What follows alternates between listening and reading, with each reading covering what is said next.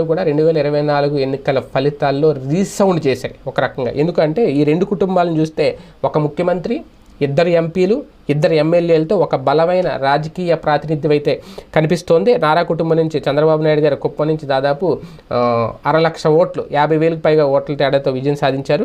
అలాగే నారా లోకేష్ 91,000 ఓట్లకు పైచిలకు విజయం సాధించారు. అలాగే దగ్గుబాటి పురంధేశ్వరి గారు రాజమండ్రి నుంచి భారీ మెజార్టీతో ఎంపీగా ఘన విజయం సాధించారు. అలాగే బాలయ్య చిన్నల్లుడు శ్రీభరత్ విశాఖ ఎంపీ సీట్ నుంచి 5,04,000 మెజార్టీతో ఎంపీగా ఆయన కూడా విజయం సాధించారు. ఇప్పుడు పార్లమెంట్లో అడుగు పెట్టబోతున్నారు. అలాగే హిందూపురం నుంచి బాలయ్య 36,000 ఓట్లు పైచిలకు రికార్డ్ సాధించారు.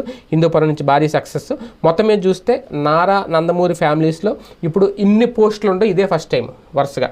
ఒక పక్క పురంధేశ్వరి, బాలయ్య, ఆయన ఇద్దరు అల్లుళ్ళు, చంద్రబాబు నాయుడు గారు, మొత్తం ఎంతమందికి ఒకేసారి నారా వర్సెస్